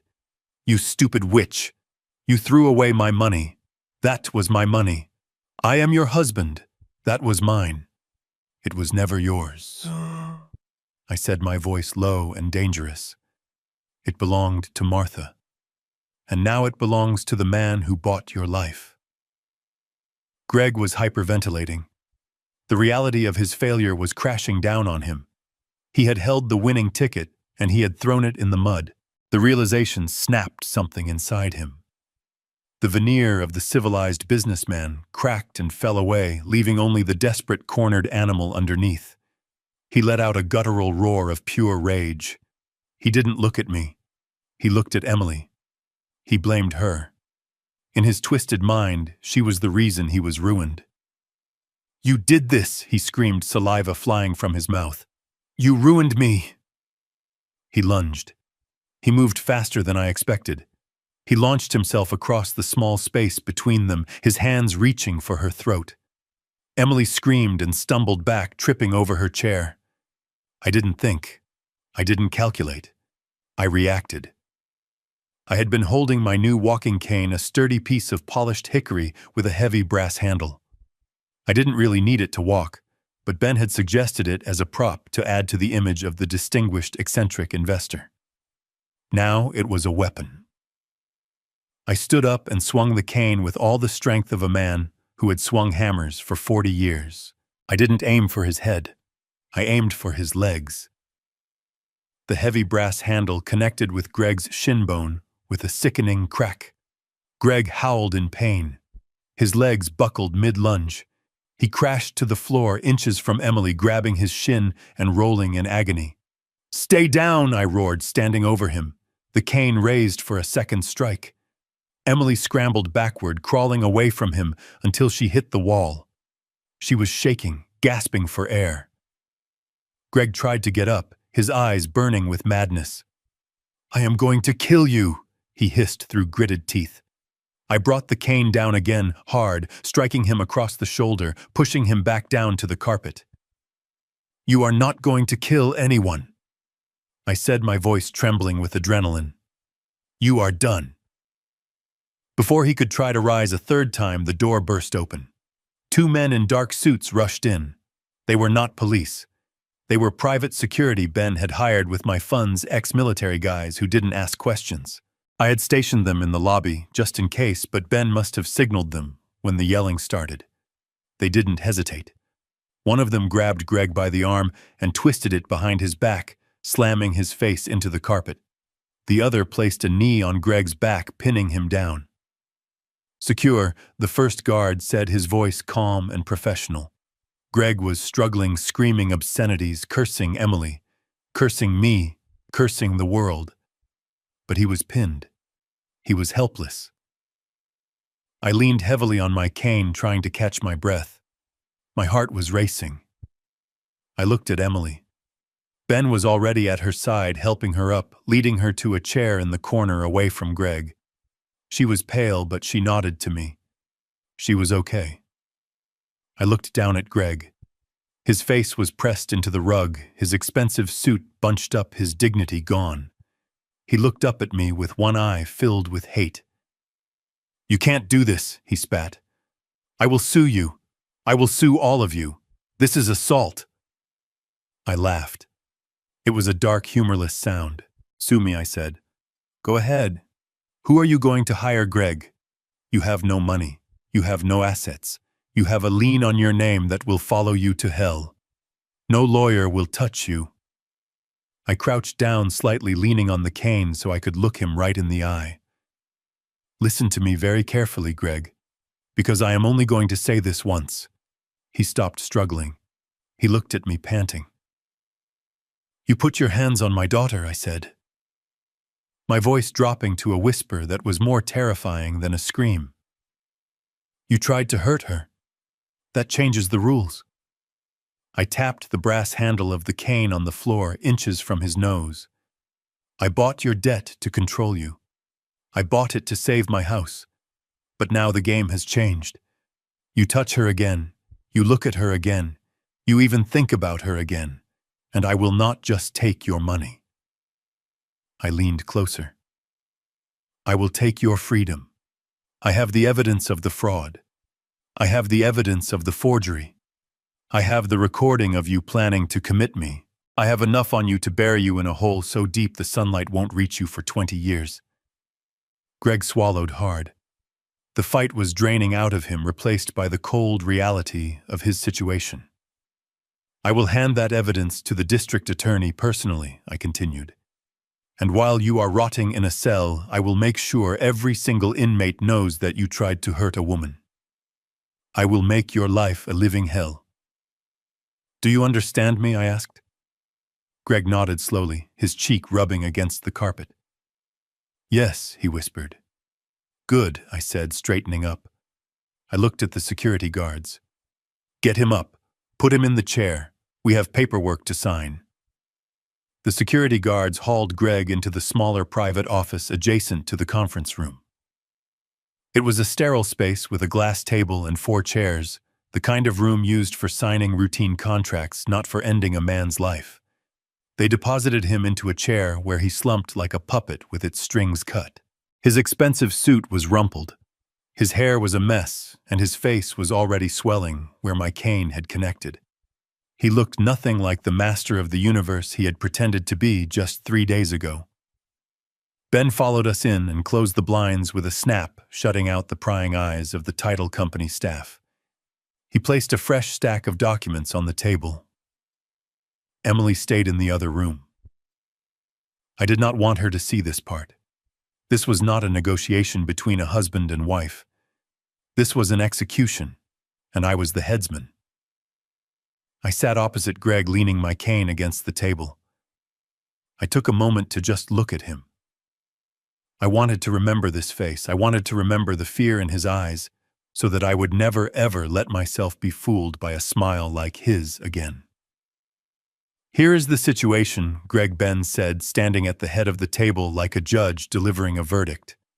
You are currently looking at a laundry list of felonies that would make a career criminal blush: bank fraud, wire fraud, forgery, identity theft, elder abuse, attempted assault. Ben tapped the file with his knuckle. I have already drafted the complaint for the district attorney. It is comprehensive. I have the forensic accounting from your computer. I have the shredded documents we reassembled. I have the testimony of the notary whose seal you forged. If we walk out of here and file this, you will be arrested before you reach the parking lot. With the amount of money involved and the predatory nature of the crimes you are looking at, 15 years minimum. You will be 55 when you get out. Greg made a small whimpering sound. He looked at me, his eyes pleading. Dad, he rasped. 15 years. I would die in there. You know I would. I am not built for prison. I remained silent. I let the silence stretch until it became uncomfortable, until he had to fill it with his own anxiety. Or Ben continued, his voice dropping to a businesslike monotone. There is option B. Greg's head snapped up. Hope is a dangerous thing, and I saw it flicker in his eyes. What is it? He asked breathlessly. I will do anything. Option B is simple, I said, speaking for the first time. You disappear. I slid a document across the glass table. This is an uncontested divorce decree, I said. You sign it now. You waive all rights to marital assets. You grant Emily full sole ownership of whatever is left of your joint accounts, which we both know is nothing. You waive any right to spousal support. You walk away clean. Greg reached for the paper, his hand shaking. Okay, I can do that. We can divorce. Keep reading, Ben said. Greg turned the page. You also sign this confession of judgment, Ben explained. It acknowledges the debt you owe to Harold. $2.5 million. You admit that you owe it, and you admit that you have no means to pay it. Greg looked up, confused. But you said you bought the debt. I did, I said. And now you owe me. But here's the deal, Greg. As long as you leave the state of Illinois and never return, I will defer collection. I will not garnish your wages. I will not seize your future assets. I will let the debt sit dormant. Greg's eyes widened. You want me to leave the state? I want you out of my city, I want you out of my state, and I want you out of my life. I said, my voice rising. If I ever see you again, if you ever send a text to Emily, if you ever drive past my house, I will reactivate this judgment immediately. I will freeze every bank account you open. I will take every dime you earn for the rest of your life. And then I will hand the evidence file to the police. Greg looked at the papers. It was a lifeline, but it was also a banishment. He was being exiled. But I have no money, he whispered. My accounts are empty. I sold the car. If I leave, where do I go? How do I eat? I reached into my pocket and pulled out a thick white envelope. I tossed it onto the table. It landed with a soft thud. $5,000, I said. Cash. Greg looked at the envelope. $5,000. It was an insult. It was less than he used to spend on a weekend gambling binge. It was a pittance. That is what you get, I said. It is enough for a bus ticket and a month in a cheap motel. It is a hell of a lot more than the $42 you left me with when you kicked me out. Greg stared at the envelope. His pride was warring with his survival instinct. He looked at me and I saw the old Greg the manipulator try to surface one last time. He put on his sad face, the one he used to use when he wanted me to invest in his schemes. Dad, listen, he said, his voice trembling with fake emotion. I know I messed up. I know I hurt you. But deep down, you know I love Emily. We had good times, right? Remember the Christmas party last year? Remember when we went to the lake house? I was stressed, Dad. The gambling, it is a sickness. I was not in my right mind. You can't just banish me. I am your son. He reached out, trying to touch my hand. I swear on my mother's grave, Dad, I never wanted to hurt you. I was just trying to fix things so we could all be happy. I would never actually put you in a home. I just said that to calm down the loan sharks. It was just talk. I looked at him. For a second, I almost believed him. He was good. He was so incredibly good at lying that he probably believed it himself. But then I remembered the closet. I remembered the cold, dark space between his golf clubs and his winter coats. I remembered the sound of his voice laughing. Ben, I said calmly, play the tape. Ben pulled out his laptop and hit a key. The sound was amplified, filling the small room. It was the recording from the button device I had worn. Greg's voice, loud and clear, echoed off the walls. The old man is handled. He is homeless right now, wandering the streets. But come Monday, he is gone for good. Greg flinched as if he had been slapped. He stared at the laptop, horrified. The recording continued. The doctor signed the affidavit this morning. Dementia. Advanced aggression. He is going to the state facility in Joliet. The lockup ward. Then came the part that made Greg squeeze his eyes shut. I figure the food or the stress will kill him by then anyway. It is a win-win. I signaled Ben to stop the tape. The silence that followed was heavy and suffocating. Just talk, I asked, my voice soft. Just talk, Greg. You were planning my death. You were betting on it. You were going to lock me in a cage and wait for me to rot, so you could cash a check. Greg opened his mouth, but no words came out. The recording had stripped him bare. There was no more room for lies, no more room for manipulation. He saw himself through my eyes, a monster who had tried to devour his own family. Sign the papers, Greg, I said, or go to prison. Those are your choices. He picked up the pen. He didn't look at me anymore. He couldn't. He signed the divorce papers. He signed the confession. He signed the agreement to leave the state. He signed away his marriage, his home, his reputation, and his future. When he finished, Ben gathered the documents and checked them, ensuring every signature was valid. "It is done," Ben said. Greg stood up. He looked smaller somehow. His suit looked too big for him. He looked like a child who had been caught stealing and was waiting for the punishment. He reached for the envelope of cash. His hand hovered over it for a second, then he snatched it up and shoved it into his pocket. It was the only thing he had left. He turned to the door. "Wait," I said. Greg stopped but didn't turn around.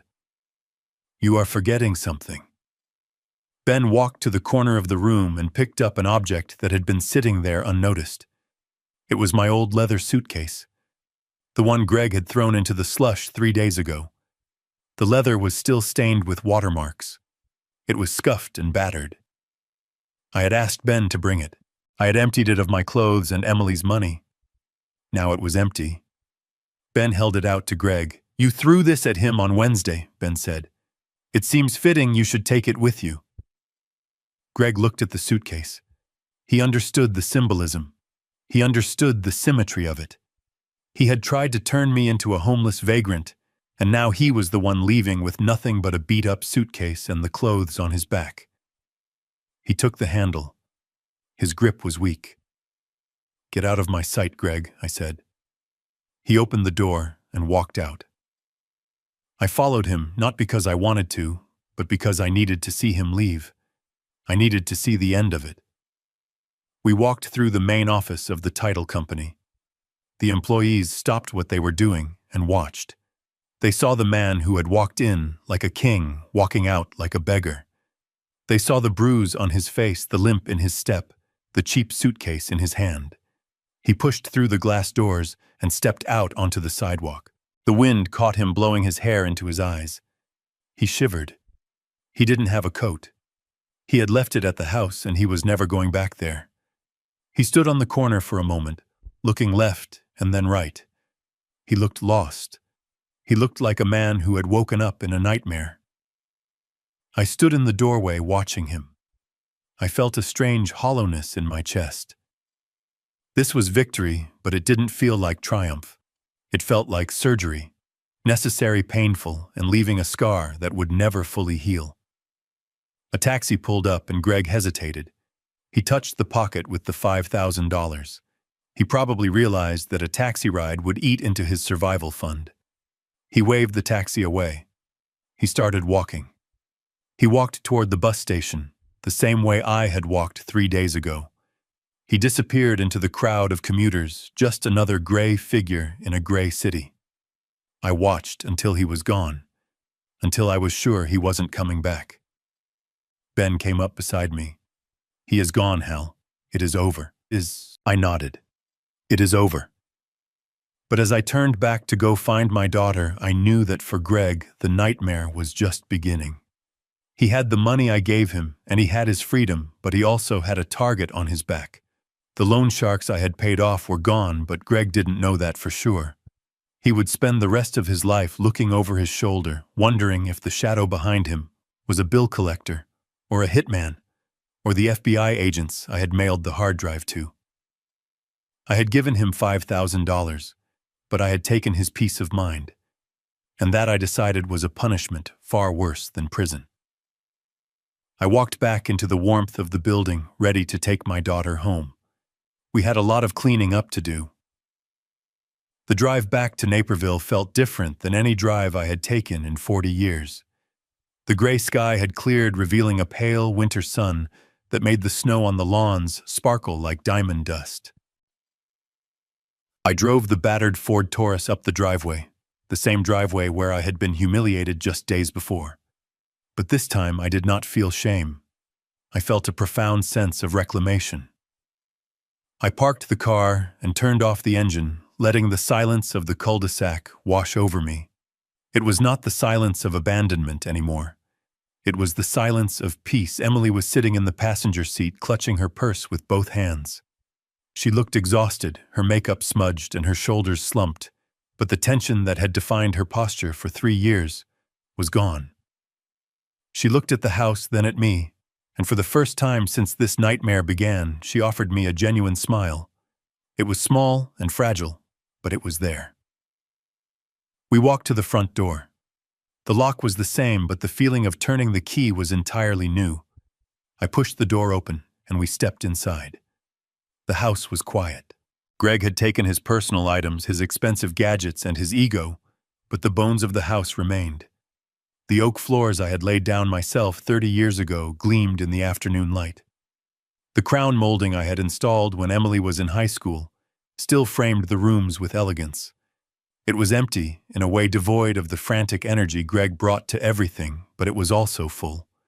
It was full of memories that predated him, memories of Martha and Emily, and a life built on solid ground. Emily walked into the living room and sank onto the sofa. She kicked off her shoes and curled her legs under her, just like she used to do when she was a teenager watching movies on Friday nights. I sat down in my old armchair, the one Greg had tried to throw out 3 times because it didn't match his modern aesthetic. We sat there for a long time just listening to the house settle. Then Emily started to talk. It wasn't a sudden burst of words. It was a slow unraveling of the hell she had been living in. She told me about the nights Greg would pace the floor muttering about odds and spreads. She told me about the way he would scream at her if she bought the wrong brand of coffee, claiming she was wasting his money. She told me about the fear. "He never hit me, Dad," she whispered, staring at the fireplace. "But he punched walls. He threw vases. He made sure I knew that violence was always just one bad hand away. I stayed because I was afraid of what he would do to you if I left. He always threatened to cut off your care to put you on the street. He used you as leverage against me." I listened, my heart breaking for my little girl. I had thought she was complicit. I had thought she was weak. But she had been a hostage negotiating for my safety every single day. "When he told me about the plan to commit you," Emily continued, her voice trembling, "I knew I had to act. I knew I couldn't wait anymore. Mom's money was the only card I had left. I had to get it to you, and I had to make him believe I hated you so he wouldn't suspect I was helping you. Throwing that bag at you was the hardest thing I've ever done. Seeing your face, seeing the hurt in your eyes, it almost killed me." I reached out and took her hand. Her fingers were cold. "You saved us, Emily," I said softly. "You played the part perfectly. You were braver than I ever could have been." We cried then. Not tears of sadness, but tears of release. We let go of the fear, the anger, and the betrayal. We washed the house clean with our grief and our relief. Later that afternoon, we sat at the kitchen table with a notepad. We had business to discuss. The financial dust was settling. I had spent $500,000 to buy the debt. We had about $200,000 left in the account, plus whatever we could salvage from selling Greg's leftover luxury items, which I intended to do immediately. $200,000 was a lot of money, but it wasn't a fortune. It was a nest egg. And I knew exactly what I wanted to do with it. First, I said, tapping the table with a pen, "We are going to fix this place up. Not the way Greg wanted, with marble and chrome. We are going to bring it back to what it was. We need to paint over those cold gray walls. We need to plant flowers in the spring.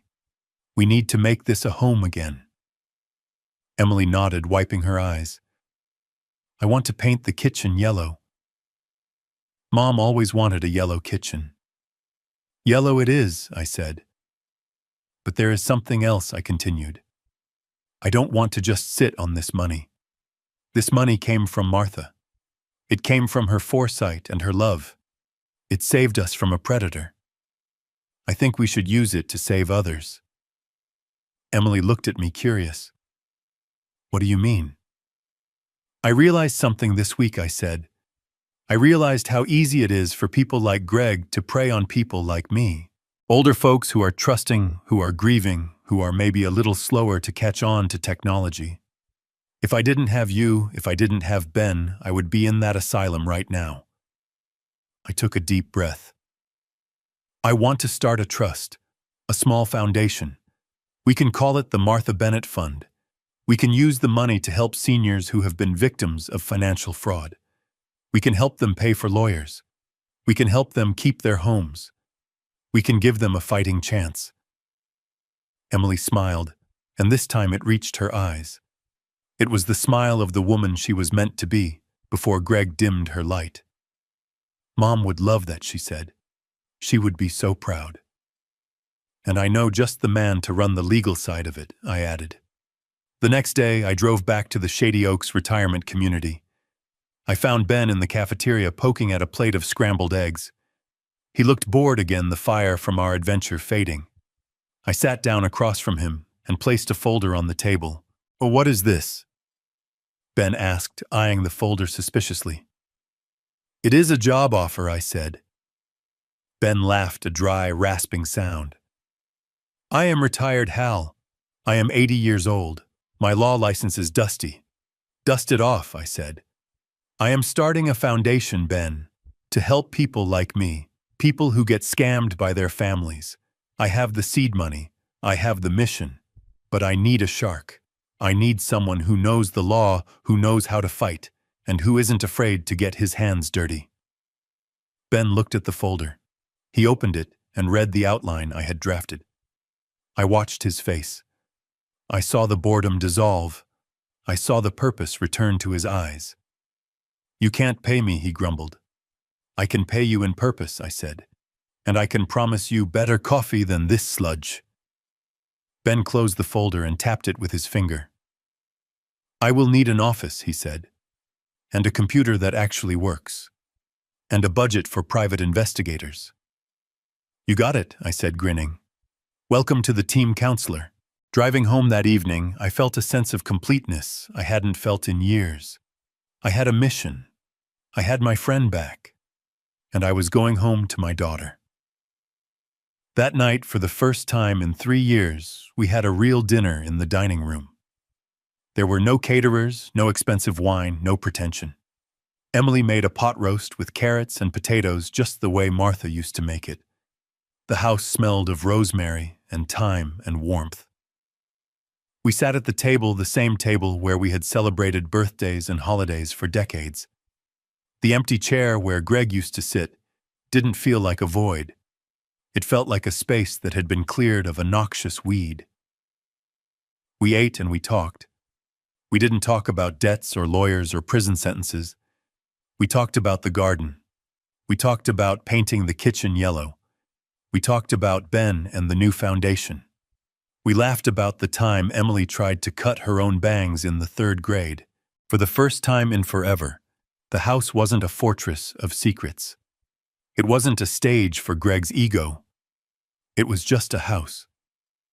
I looked at Emily across the table. The candlelight flickered on her face, softening the lines of stress that were already starting to fade. She looked young again. She looked free. "This is good, Dad," she said, putting her fork down. "This is really good." "It is," I agreed. I took a sip of water and looked around the room. The shadows were warm, not menacing. The silence outside was peaceful, not lonely. We had survived the storm. We had walked through the fire and come out the other side. We had lost money, we had lost years, but we had found something that Greg Pearson's could never buy, steal, or gamble away. We had found each other again. I raised my glass of water. "To Martha," I said. Emily raised her glass, tears shining in her eyes, but a smile on her lips. "To Mom." We clinked glasses. The sound rang clear and true, like a bell signaling the end of a long, dark night and the beginning of a brand new day. The nightmare was over. The healing had begun. And as I took a bite of the roast beef, perfectly cooked and seasoned with love, I knew that no matter what happened next, we were going to be just fine. We were Bennetts. We built things. And we were going to build a beautiful life from the rubble. Spring arrived in Naperville not with a whisper, but with a riot of color. The oak tree in the front yard, the one I had planted when Emily was a child, shook off the gray weight of winter and exploded into a canopy of vibrant green.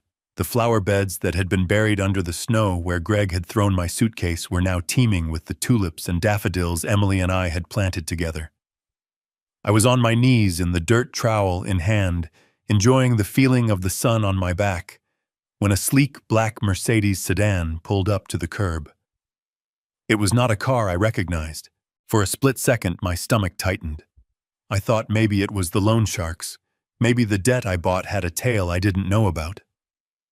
But then the driver's door opened, and a man in a pinstripe suit stepped out. He looked to be about 60 with silver hair and the bearing of someone used to giving orders. I recognized him from the photos in Greg's office. It was Arthur Sterling, the owner of the luxury brokerage firm where Greg had pretended to be a star. I stood up, wiping the dirt from my hands onto my jeans. I didn't feel the need to be intimidated anymore. I was Harold Bennett, and I stood on my own ground. "Mr. Bennett," the man said, extending a hand. "I am Arthur Sterling. I hope I am not intruding." "You are not," I said, shaking his hand firmly. "What can I do for you, Mr. Sterling?" He looked at the house, then back at me. There was a look of genuine respect in his eyes. "I wanted to come personally," he said. "I received a visit from the FBI last week. They showed me the contents of the hard drive you sent them, the forensic accounting." I nodded. "I assumed they would get to you eventually." Sterling sighed, a heavy sound of relief mixed with anger. "Your son-in-law wasn't just gambling his own money, Mr. Bennett. He was skimming from our escrow accounts. He was moving money around so fast we didn't catch it. He was robbing Peter to pay Paul, and eventually he was going to rob us all blind. If you hadn't sent that drive, if you hadn't exposed the wire fraud, he might have taken the whole firm down with him." He reached into his pocket and pulled out a card. "We are recovering what we can," Sterling said. "But I wanted to say thank you. You didn't just save yourself. You saved 50 employees who work for me. You saved their pensions. You are a man of integrity, Harold. If you ever need anything, you call me." I watched him drive away. It was a strange feeling. Greg had tried to paint me as a villain, as a burden, but in the end, the truth had washed all that away.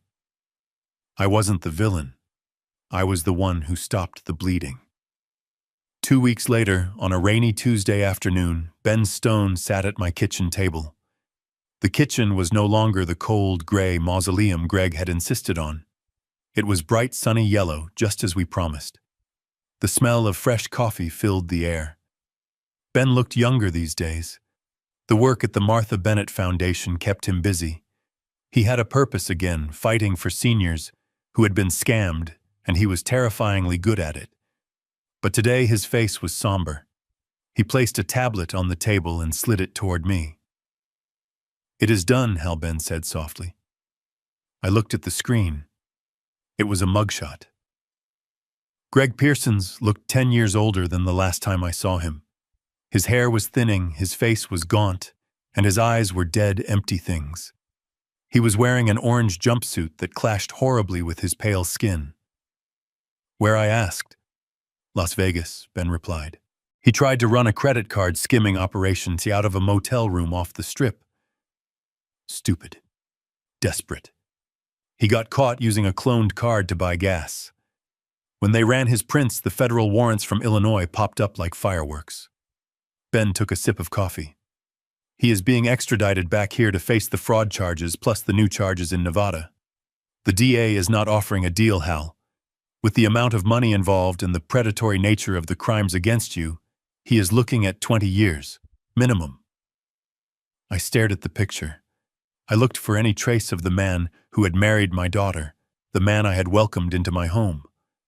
There was nothing left, just a hollow shell of greed and bad choices. "Does Emily know?" I asked. Ben nodded. "I told her before I came here. She's okay, Hal. She said she felt relief. It is finally over. He can't hurt anyone anymore." I pushed the tablet away. "Good," I said. "Let justice do its work. We have other things to focus on." Ben finished his coffee and went back to the office to fight for the good guys. I stayed in the kitchen for a moment, listening to the hum of the refrigerator, the ticking of the clock, the sounds of a peaceful life. Then I stood up and walked out the side door into the garage. It was my workshop now. The smell of sawdust and oil hung in the air, comforting and familiar. But on the back wall above my workbench, there was something that didn't quite fit. It was a shadow box, a large frame protected by museum-quality glass. Inside, mounted against black velvet, was a black, heavy-duty trash bag. It was torn at the side, wrinkled and ugly. It was the bag Emily had thrown at me. Most people would have thrown it away. Most people would have burned it as a memory of the worst day of their lives. But I had kept it. I had framed it. I stood there looking at it, my hand resting on the smooth wood of my workbench. People say one man's trash is another man's treasure. It is a cliché, something you say at flea markets. But standing there, I knew it was the truest thing ever written. To Greg, that bag was garbage. It was something to be discarded, something to be kicked to the curb along with the old man he despised. He looked at it and saw nothing because he was blind to anything that didn't glitter. But to me, that dirty, torn plastic bag contained the most valuable things in the world. It held the legacy of my wife, Martha, who had been smart enough to protect us from beyond the grave. It held the courage of my daughter, Emily, who had risked everything to save my life. And it held my freedom. That bag was my shield. It was my sword. It was the vessel that carried me through the storm. I reached out and touched the glass. "Do not ever let anyone define your value," I whispered to the empty garage. "Do not ever let anyone tell you that you are trash. Because if they do, if they treat you like garbage, you make sure of one thing. You make sure that when you leave, you take your value with you. You take your dignity. You take your strength. And you leave them with exactly what they deserve. Nothing." I turned away from the wall. The past was framed and hanging where it belonged. It was behind me. I walked out of the garage and around to the front of the house. Emily was there. She was wearing old jeans and one of my flannel shirts that was 3 sizes too big for her. Her hair was tied back in a messy bun, and she had a smear of blue paint on her cheek. She was standing by the front door, the door that Greg had slammed in my face, the door that had been a barrier. We had stripped off the old black paint Greg had chosen. The wood beneath was bare and ready. "Ready, Dad?" she asked, holding up a can of paint. I smiled. "Ready." We had chosen the color together. It wasn't black. It wasn't gray. It was a deep, vibrant red. A color of life. A color of warmth. A color that said, "Welcome home." I dipped my brush into the can. Emily did the same. Side by side, father and daughter, we began to paint. We covered the scars of the past with fresh, bright color. We reclaimed our entrance. We reclaimed our home. The sun was setting, casting long, golden shadows across the lawn. The snow was gone. The winter was over. And as I watched the red paint cover the wood, I knew that we were going to be all right. We were the Bennetts. We had walked through the fire, and we had come out the other side not as ash, but as gold. I looked at Emily. She caught my eye and smiled, a real, genuine smile that reached her eyes. "I love you, Dad," she said. "I love you too, honey," I said, painting a long, smooth stroke. We kept working until the door was finished shining like a beacon in the twilight. We stood back and admired our work. It wasn't perfect. There were brush strokes and imperfections. But it was ours, and it was beautiful. This story reminds us that true value is never found in arrogant displays of wealth, but in the quiet strength of family and foresight. Greg saw only a dirty trash bag to be discarded, but he missed the legacy of love and protection hidden inside. It teaches us that dignity cannot be taken away by others. It is something we carry within us. We must never underestimate the power of patience or the resilience of those who build their lives on honest foundations. When we stand together with integrity, we can weather any storm and rebuild from any ruin. If you believe that karma always comes for those who betray their family, Hit that like button and subscribe to the channel for more stories of justice served.